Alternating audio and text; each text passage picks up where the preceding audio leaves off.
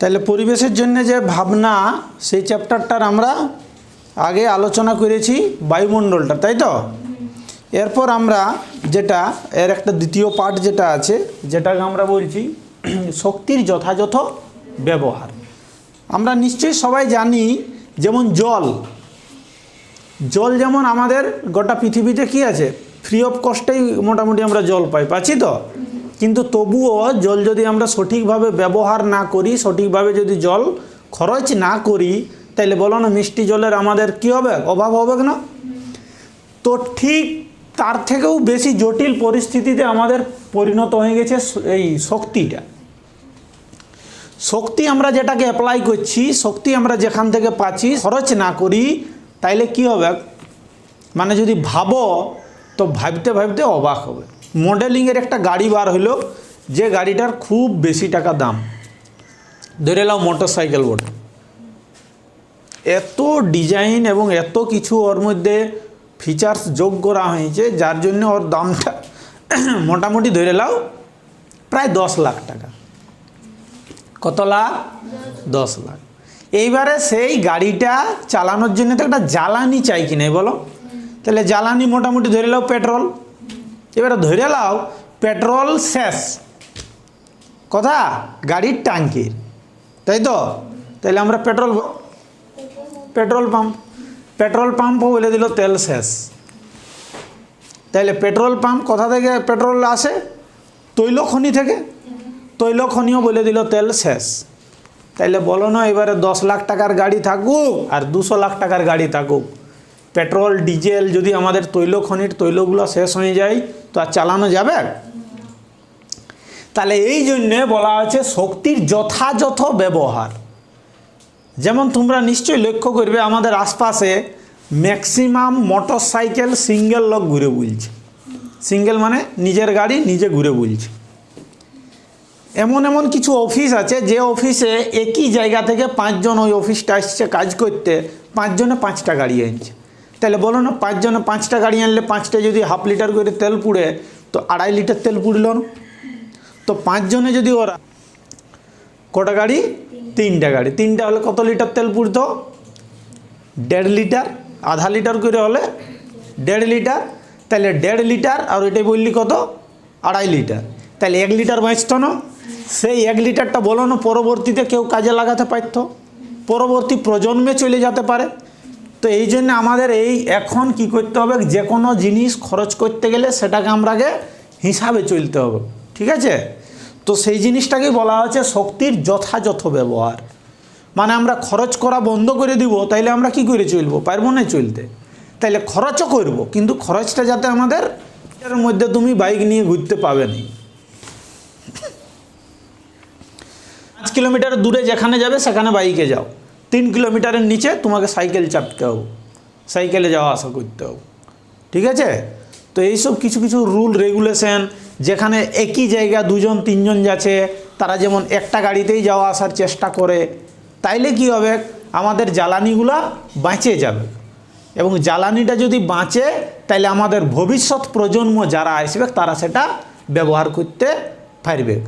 এবং আরও কিছু চিন্তাভাবনা আমরা এই চ্যাপ্টারে শিখব, যেটা হচ্ছে যে যদি আমরা কিছু জ্বালানি আছে যে জ্বালানিগুলাকে পুনর্বিকরণযোগ্য শক্তি বলা হয়, যেটাকে আমরা পুনরায় আবার ব্যবহার করতে পারি। তো চলো দেখা যাক জ্বালানি কাকে বলবো, যেটা জ্বলবে এবং তার থেকে আমরা শক্তি আহরণ করতে পারবো, সেইটাকে বলবো জ্বালানি, ঠিক আছে। 2-একটা জ্বালানির উদাহরণ বলো তো শুনি। জ্বালানি বলো। কাঠ, ভেরি গুড। কয়লা, ডিজেল, পেট্রোল, কেরোসিন, ঠিক আছে। এইরকম অনেকগুলো আমাদের জ্বালানি আছে, ঠিক আছে। এরপর আমরা আসছি তাপন মূল্য। কোথায় এসছি? তাপন মূল্য। তো তোমরা যেমন সেই পরীক্ষা দাও, তো পরীক্ষা দিলে কি হয়, নাম্বার পাও। নাম্বার পালে বুঝতে পারি কে পড়েছে আর কে কম পড়েছে, কে ফাঁকি মেরেছে। জ্বালানি যেগুলো আছে এই জ্বালানিগুলোকেও পরীক্ষা নেওয়া হয়েছে যে কার কত বেশি ক্ষমতা, বুঝতে পেরেছ। মানে সেইটা জ্বালানিটা জ্বললে কি হয়, আমরা শক্তি পাই। তাহলে যার যত বেশি শক্তি পাবো আমরা বলবো তার তাপন মূল্য তত বেশি। যার যত বেশি শক্তি পাবো তার তাপন মূল্য তত বেশি। ঠিক আছে, তো কাঠ, তারপর কয়লা, ডিজেল, এগুলো সব কি বটে? জ্বালানি বটে। তো 1 কেজি ভরের যদি কোনো কঠিন বা তরল বা গ্যাসীয় পদার্থ সম্পূর্ণরূপে দহন করানো হয় বা জ্বালানো হয় গ্যাসের উপস্থিতিতে, অক্সিজেনের উপস্থিতিতে, তাহলে শক্তিটা উৎপন্ন হয়, সেই শক্তিটাকেই বলা হচ্ছে তাপন মূল্য। এর এককটা হচ্ছে কেজে পার কেজি। এইখানে লিখে দিচ্ছি kJ per kg, kilo joule per kg. 1 kg এ কতটা পাচ্ছি, এর এককটা, হ্যাঁ, তাপন মূল্যের। এই জ্বালানিগুলোর মধ্যে কার তাপন মূল্য বেশি আর কার কম সেটা তোমাদের মনে রাখার জন্য তোমাদেরকে আমি একটু বলে দিই। মনে রাখার জন্য, এটা কোনো মানে কি বলে, প্রসিদ্ধ নিয়ম নয়। যেটার দাম বেশি তার তাপন মূল্য বেশি, যেটার দাম কম তার তাপন মূল্য কম। অ্যাকচুয়ালি তোমরা লক্ষ্য করো, দেখো সব থেকে বেশি আমাদের এইখানে যতগুলো আমরা নাম লিখছি তার মধ্যে দেখো এলপিজির সব থেকে বেশি তাপন মূল্য। কার? এলপিজি গ্যাস, যেটা লিকুইফাইড পেট্রোলিয়াম গ্যাস। এলপিজির পুরো নাম লিকুইফাইড পেট্রোলিয়াম গ্যাস। তার থেকে একটু কম পাবো আমরা পেট্রোলের তাপন মূল্য, আর একটু কম পাবো কার? পেট্রোলের। তার থেকে কম পাবো কেরোসিনের, তার থেকেও কম পাবো ডিজেলের, তার থেকেও কম পাবো কয়লার, আর সব থেকে কম পাবো কাঠের। বুঝা গেছে? তাহলে এটা দরকারে লিখে নিবে। তোমাদের এমসিকিউ আসে যেতে পারে, 4টার মধ্যে বলবে কার তাপন মূল্য বেশি, তোমাকে বাঁচতে হবে। ঠিক আছে, তো সবলে হাইয়েস্টে কে আছে আমাদের এইগুলোর মধ্যে? এলপিজি, তার থেকে একটু কম পেট্রোল, তার থেকে কেরোসিন, ডিজেল, কয়লা, কাঠ, এইভাবে চলবে। ঠিক আছে, বুঝতে পারা গেছে? এইবারে এখানে একটা সুন্দর আছে যেটাকে বলা আছে স্থিতিশীল উন্নয়ন। আমরা নিশ্চয়ই আমাদের সবার উন্নতি চাই, তাই তো? উন্নতি চাই না? তাহলে পরিবেশের আমরা উন্নতি চাইবো না অবনতি চাইব? উন্নতি চাইব। Very good. তাহলে পরিবেশের যদি আমরা উন্নতি চাই, স্থিতিশীল না সাময়িক? স্থিতিশীল মানে যেটা স্থায়ী হবে, উন্নয়নটা স্থায়ী হবে, সেটাকে বলবো স্থিতিশীল। কেন ওকে স্থায়ী বলছি? কখন তাকে স্থায়ী বলবো? যদি দেখা যায় যে আমাদের পরিবেশের কোনো একটা উন্নয়ন, সেই উন্নয়নটাই কিন্তু পরিবেশের কোনো ক্ষতি করছে না, তখন তাকে আমরা বলবো স্থিতিশীল উন্নয়ন। বুঝা গেছে? যেমন ফ্রিজ তৈরি করা হইল, ফ্রিজ তৈরি করার ফলে কি হইল, মানুষ গ্রীষ্মকালে প্রচুর গরমের মধ্যেও ঠান্ডা জিনিস পাচ্ছে, এই তো কি কোল্ড ড্রিঙ্কস ঠান্ডা খায় না। আর তার থেকেও যেটা বড় কাজে লাগে সেটা হচ্ছে তোমার ওষুধ রাখার ক্ষেত্রে, ওষুধ সংরক্ষণে। ফ্রিজের মধ্যে অনেক ওষুধ আছে যাদেরকে খুব কম তাপমাত্রার মধ্যে রাখতে হয়, তাহলে সেটা আমাদের কাজে লাগলো। এবারে ওই কাজের সাথে কি হয়ে গেল, কি পালি একটা খারাপ জিনিসটা? সিএফসি। সিএফসির পুরো নাম ক্লোরোফ্লুরোকার্বন। যার ফলে আমাদের কোন স্তর যায় ক্ষতিগ্রস্ত হতে শুরু করলো? ওজোন স্তর।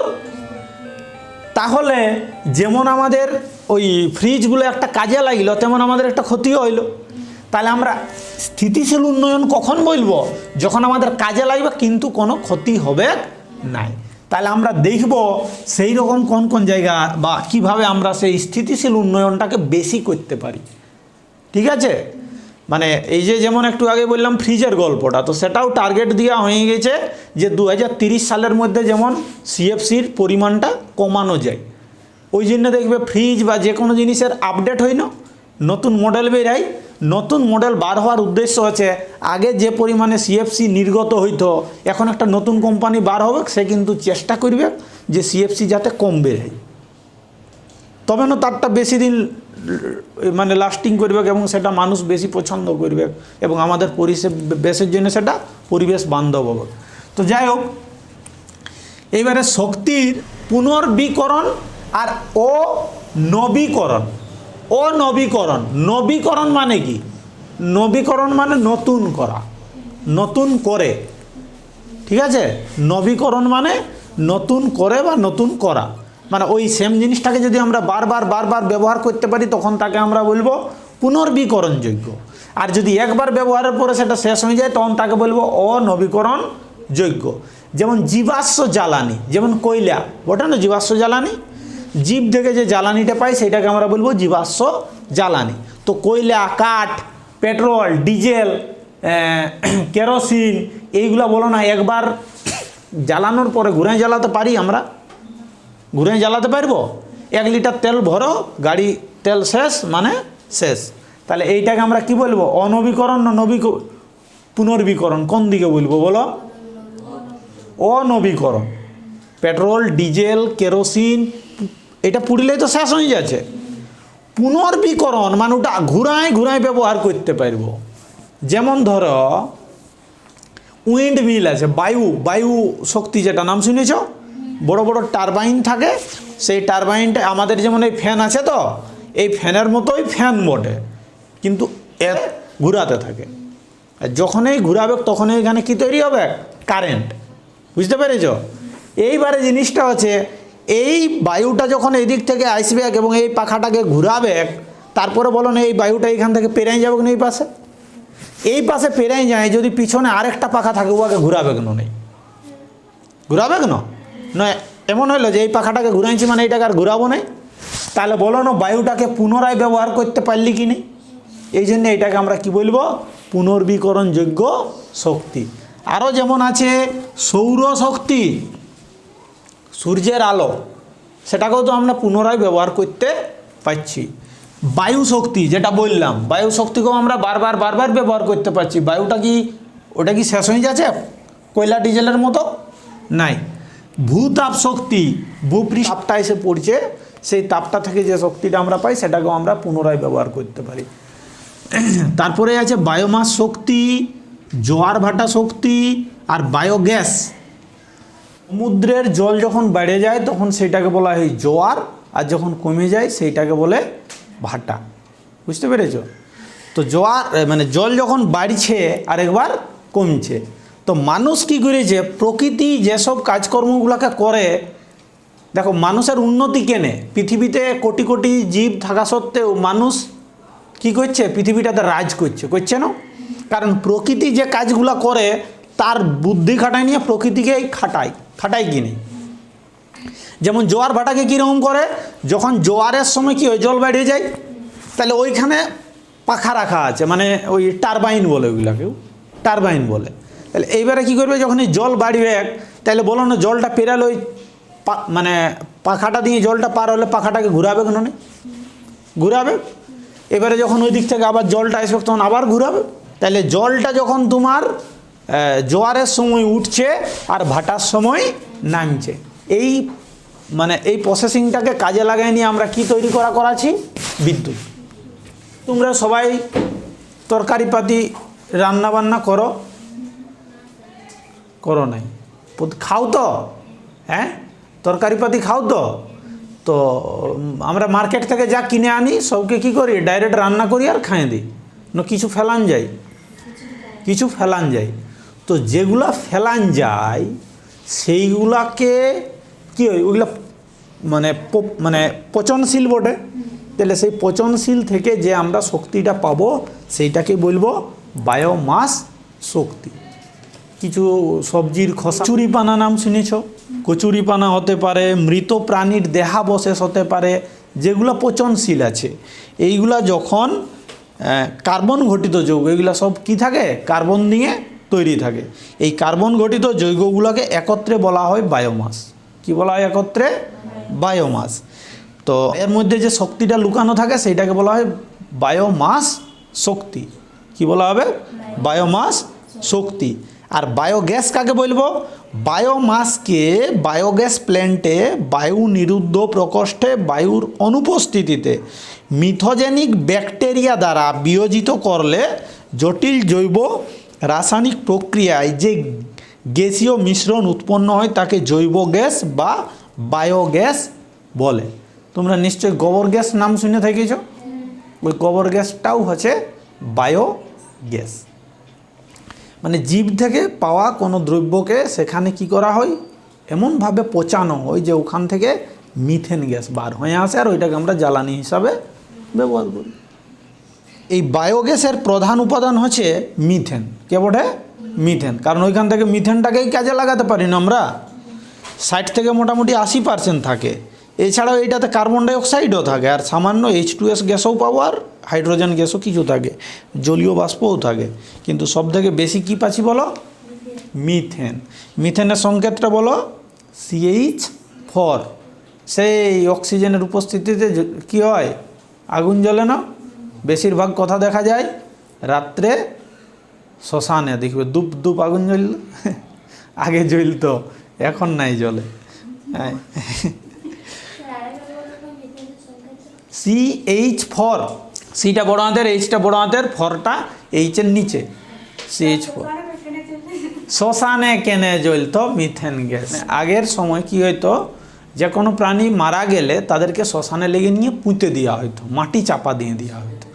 হ্যাঁ, এবং অতীতে অধিকাংশ সময় কি ঘটতো, মহামারী মাঝে মাঝেই দেখা দিত। এবং মহামারী যখন হয়ে যায়, অনেক মানুষ বা অনেক প্রাণী যখন একসঙ্গে মারা যায়, তখন সেইটাকে বলা হয় মহামারী। তো সেই মহামারীর সময় তাদেরকে আগুনে জ্বালানো সম্ভব হয়নি সেইগুলোকে, এবারে মাটির মধ্যে পুঁতে দিত। এবারে পুঁতে দিলে কি হবে, সেই প্রাণী দেহটা কিছুদিন পর পচে যাবে। পচে গেলে কোথায় পচবে? মাটির নিচে। এবারে মাটির নিচে পচে নিয়ে সেখানে মিথেন গ্যাস তৈরি হবে না নাই হবে? হবে। এবং আমরা কি জানি, মিথেন গ্যাস অক্সিজেনের উপস্থিতিতে আলেই আগুন জ্বলে, তাই তো? তাহলে মাটির ভিতরে গ্যাসটা কি লুকানো থাকবে? ও ধীরে ধীরে ধীরে ধীরে ধীরে ধীরে কখনো না কখনো কোথায় আসবে, বায়ুমণ্ডলে এসে মিশে যাবে। দিনেও মিশে, রাত্রেও মিশে। কিন্তু রাত্রে যদি কেউ আগেকার দিনে ওই শ্মশানের ধার দিয়ে পার হইতো, তখন শ্মশানের ধার দিয়ে পার হলে তার মধ্যে একটা ভয় থাকতো, চলতো মানে হাঁটতো এইদিকে আর তাকাইতো ওইদিকে, তাই তো? আর যেই ওইভাবে তাকাইতো, সেই দুপ করে একটু ওইখান থেকে মিথেন গ্যাস এসে নিয়ে বায়ুমণ্ডলে মিশত। এবং আগেকার দিনে কি ছিল, লাইটের মানে ব্যবস্থা কম ছিল। লাইটের ব্যবস্থা কম থাকার ফলে কম আলোটাও মানুষ খুব সহজে দেখতে পাইত। দিনে যদি আমাদের মোবাইলে লাইট জ্বলে থাকে বা একটা বাইকে যদি লাইট জ্বলে থাকে, তো দেখবে সামনের দিকের লোক বলে দেয় লাইট জ্বলছে ভাই, লাইটটা বন্ধ করো, বলে না নাই? আচ্ছা, রাত্রে কি বলতে হয় যে লাইট জ্বলছে না নিমা আছে? তাহলে দিনে আমরা লাইটটা ভালো করে বুঝতে পারি নাই। যে বাইকটা চালাচ্ছে সেই জানছে না যে আমার লাইট জ্বালা আছে না বন্ধ আছে, জানে কি? তাহলে যখন ঢের আলো থাকে, আমাদের চোখের এটা সিস্টেম আছে, আমরা বায়োলজিতে ওইটা শিখব, যে যখন বেশি আলো থাকে তখন কি হয়, আমাদের চোখের সিলিয়ারি পেশিটা পিছনের দিকে পিছাই যায়, কম আলো ঢুকতে দেয়। আর যখন কম আলো থাকে তখন বাইরের দিকে চলে আসে, বেশি আলো ঢুকতে দেয়। এইখান থেকে সেই ওই জলদস্যুর গল্পটা আছে। তো আবার জলদস্যুদের একদিকে চোখটা ঢাকানো থাকে। কেন ঢাকানো থাকে? ওরা অন্ধ থাকে নাই, দুটা চোখেই দেখা পায়। জলদস্যু, জলদস্যু কাকে বলে আগে এটা সিরাইলি। হ্যাঁ, তো এই কম আলোটাও আমরা দেখতে পাতি বা মানুষ দেখতে পাইতো। এবং যেহেতু ভয়ে যাইতো এবং শ্মশানের দিকে যখনই তাকাইতো, ওই মিথেন গ্যাস যখনই বায়ুমণ্ডলে মিশে যেত, অক্সিজেনের সাথে মিক্স হয়ে নিয়ে ওইটা আগুন জ্বলতো। তাইলে ওইখানে কি হবে, দুপ দুপ একটু একটু করে আগুন আসবে। তখন লোককে যাই নিয়ে বলে দেবে এই চল চল চল চল, শ্মশানে এরকম আগুন জ্বলছে, এই হচ্ছে এই হচ্ছে, এই হইল। এইবারে তারপরে যখন দিনে যাবে কেউ দেখতে, তো দিনে তো আমরা আলোটা দেখতে পাবো না, পাবো দেখতে? দিনে আমরা আলোটা দেখতে পাবো না। এই কিছুদিন আগে আমাদের এই পুরুলিয়াতেই একটা জায়গাতে প্রতিদিন কারো না কারো খড়ের গাদাতে আগুন লাগত। খবর শুনেছিলে তোমরা? খড়ের গাদাতে আগুন লাগত রাত্রে বা দিনে। এমনকি পুলিশ পাহারা থাকল, সেন্ট্রাল ফোর্স দিয়েছিল। পরবর্তীতে যেটা বিজ্ঞান মঞ্চের লোক আসেনি, ওইখান থেকে দেখা গেল ওইখানে একটা পুরনো পুকুর ছিল, যে পুকুরটাতে মোটামুটি 30 থেকে 40 বছর থেকে কখনো জলটা শুকায় নেই। ফলে ওই জলের ভিতরে যে সমস্ত জীব বা এবং গ্রামের থেকে বিভিন্ন দিক থেকে জলে বহায় নিয়ে আসা বিভিন্ন ওই পচনশীল বস্তুগুলা পুঁচে নিয়ে ওইখান থেকে মিথেন গ্যাস তৈরি হয়েছে। এবং সেই মিথেন গ্যাস যখন বাইরে আসছে আগুন জ্বলে জ্বলে, তখন খড় পালে বলো ওই খড়টায় আগুন লেগে যাবে কেন এই করে। তখন কি করলো, ডিস্ট্রিক্ট থেকে লোক এসে নিয়ে সেই জলটাকে শেষ করে নিয়ে আর মাটিটাকে কাটাই দিল, যাতে মিথেন গ্যাস যা আছে বার হয়ে যায়। বেশি দূরে নেই, সামনাসামনি। খবরটা তোমরা জানো না? তাই বড়তলিয়া শুনেছ? শুনেছ না? পেপারও দিয়েছিল, নিউজেও দিয়েছিল। ঠিক আছে, আচ্ছা ওইটাও একটু তাইলে বলে দিই। জলদস্যুরে একটা চোখকে বন্ধ রাখে কেন? জলদস্যু মানে কি? Very good. জলদস্যু মানে, দস্যু মানে কি? খারাপ ব্যক্তিকেই বলবো আমরা দস্যু। তাহলে জলদস্যু মানে জলে যারা খারাপ। আমাদের এই স্থলভাগে যেমন চোর ডাকাত আছে তো জলের মধ্যে যে জাহাজ টাহাজ চলাচল করে, সেই জাহাজগুলোকে যারা লুট করে তাদেরকে বলা হয় জলদস্যু। ওরা জলের দস্যু হইল না? তো তারা কি করে, একটা চোখ বন্ধ রাখে, এরকম কাপড়ের ওদের একটা মানে থাকে, মানে বাঁধবার আমরা যেমন মাস্ক বাঁধি সেই মতো, এবং একটা চোখ বন্ধ থাকে, একটা চোখ খোলা থাকে। কেন থাকে? কারণ ওরা জাহাজকে যায় ধরো অ্যাটাক করেছে, এবার অ্যাটাক করার জলেও তো আমাদের সেনাবাহিনী আছে তো, নৌবাহিনী যাদেরকে বলা হয়। এবারে নৌবাহিনী সেইটা যদি খবর পেয়ে গেল যে ওইখানে জলদস্যু অ্যাটাক করছে কোনো একটা জাহাজকে, তাহলে নৌবাহিনী পৌঁছে যাবে। এবারে নৌবাহিনী যখন পৌঁছে যাবে তখন জাহাজ থেকে তারা কী করবে? জলে ঝাঁপ দিবে। কোথায় ঝাঁপ দিবে? জলে। তাহলে যখন জলের উপরে আছে তখন বলো তার চোখের যে সিলিয়ারি পেশি এই লাইটের সঙ্গে অ্যাডজাস্ট হয়ে আছে। এবারে যখন জলের ভিতরে ঢুকবে তখন ভিতরে তো আলো কম, বুঝতে পেরেছ? তাহলে জলের বাইরে যখন থাকছে তখন যদি এই চোখটাতেও কাজ চালাচ্ছে, জলের ভিতরে যখন ঢুকবে তখন এই চোখটাতে কাজ চালাবে। বুঝতে পেরেছ? মানে এটা ঢাকা থাকা মানে এটাই, মানে সিলিয়ারি পেশি একদম রেডি হয়ে আছে বেশি আলো ঢোকাবার জন্য। তাইলে জলের ভিতরে যখন যাবে এই চোখ, আর জলের বাইরে থাকবে তখন। জীবন বিজ্ঞানে আমাদের আছে চোখের ছবিটা আঁকতে হবে, সব এইগুলো ক্লিয়ার হবে তখন। হ্যাঁ, ঠিক আছে, বুঝা গেল? আমরা কোন আলোচনাতে ছিলাম? তাইলে বিদ্যুৎ উৎপাদন। তোমরা আরও একটা জিনিস দেখবে, SWM ইউনিট। WM এর পুরো নাম হচ্ছে সলিড ওয়েস্ট ম্যানেজমেন্ট ইউনিট। কি বলা হলো? Solid waste management unit. Solid মানে কঠিন, কঠিন বর্জ্য ব্যবস্থাপনা। বাংলাটা হচ্ছে কঠিন বর্জ্য ব্যবস্থাপনা। বলো না, কঠিন বর্জ্য দু রকমের আছে কি নাই? একটাকে বলবো আমরা পচনশীল, আর একটাকে বলবো অপচনশীল। কঠিন মানে শক্ত যেগুলো আছে, বর্জ্য মানে আমরা যেটাকে আর ইউজ করছি নাই, তাকে কি করা হয়? তাকে নিয়ে যায় সলিড ওয়েস্ট ম্যানেজমেন্ট যেখানে আছে সেইখানে। তোমাদেরকে সম্ভব হলে দেখানো হবে, আমাদের এই সামনেই আছে, বেঁকোতে আছে তো সলিড ওয়েস্ট ম্যানেজমেন্ট ইউনিট। ওইখানে কি করা হয় দেখো বলে দিচ্ছি। ওই লোকালিটির যত ফেলে দেওয়া বর্জ্য পদার্থকে সংগ্রহ করা হয়, কঠিন বর্জ্য পদার্থকে সবকে সংগ্রহ করলো, যা পাইলো যত সবাই যেটা ফেলে দিয়েছে সবকে ওখানে নিয়ে গেল। দেখবে টোটো গাড়ি আছে, টোটো গাড়ি ই কার্ট বলে, দেখবে পিছন দিকটাতে ঢাকনা দেওয়া দেয়, হ্যাঁ, দু রকমের আছে না ডাস্টবিন রকম, ওইটাতে সবকে উঠায় নিয়ে যাবে। যায় নিয়ে ওইখানে কি করবে? এটাকে সেগ্রিগেশন সেট বলে একটা সেট আছে। সেগ্রিগেশন মানে কি? ভাগ করা, মানে বিভাজিত করা। ওইখানে বাঁচবে কোনটা পচনশীল বটে তাদেরকে ভিন্ন করা হবে, আর যারা অপচনশীল বটে তাদেরকে ভিন্ন করা হবে। এবারে যারা পচনশীল বটে তাদের থেকে আমরা বায়োমাস শক্তি পাবো না?